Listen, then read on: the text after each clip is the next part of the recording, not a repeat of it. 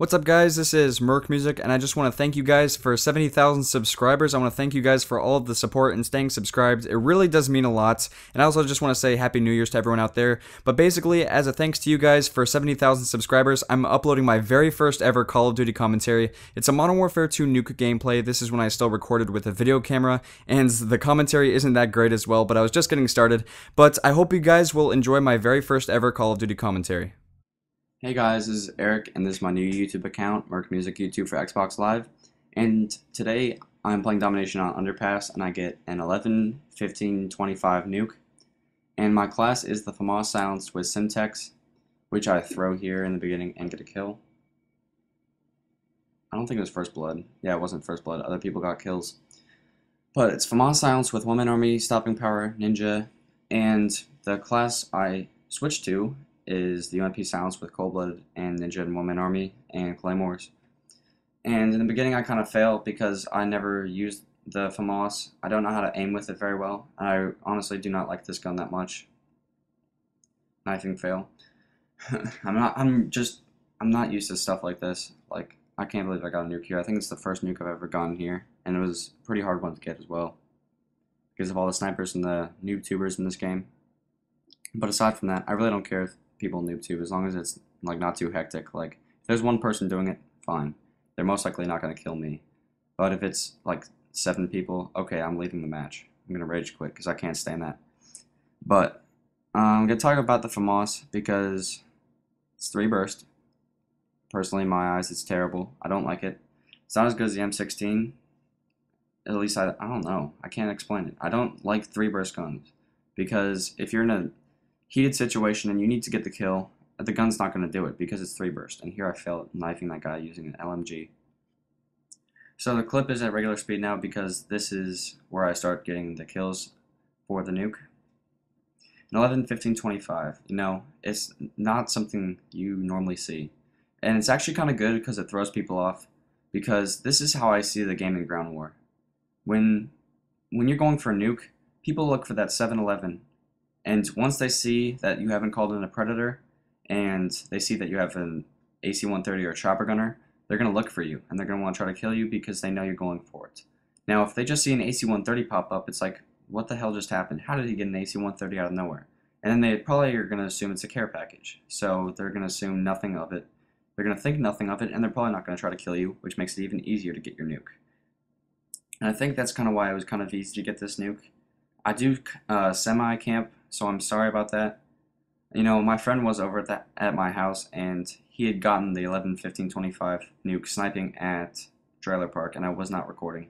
And I was pretty pissed, and he was pretty pissed, but whatever. I would have made a much better video than this one. But, you know, that's just how stuff happens. You know, there's a lot of great stuff that is not recorded. So, whatever. But anyway, I can't really like say that I'd use this class for an 11, 15, 25. The only reason I got it basically is because One-Man Army allows you to resupply ammo, which is the intended use of One-Man Army, to resupply. So I recommend this over Scavenger going for a kill streak like this, because Scavenger you have to kill people and get the scavenged thing, and that can kind of throw you off of the focusing on the gameplay and what's going on. But with One-Man Army, you can just resupply in 2.5 seconds, at least if you have Pro, and you can quickly get that ammo and get back into the game and get your kills, and you'll always have ammo. So that's why it's smart to use One-Man Army going for a bigger kill streak like this. One thing I also want to talk about, it's not really like an AC-130 versus Chopper Gunner kind of thing, but basically when you come into a match, never come into a match using Cold-Blooded unless you want your name to be hidden if you have Pro. Always start a match with a different perk besides Cold-Blooded, because, you know, unless you're getting raped in the beginning and they get their kill streaks really fast, you're not going to get targeted. So by like UAVs and Predator missiles and like Harriers, whatever, every kill streak, they're not going to target you instantly, so you don't have to worry about using Cold-Blooded at first.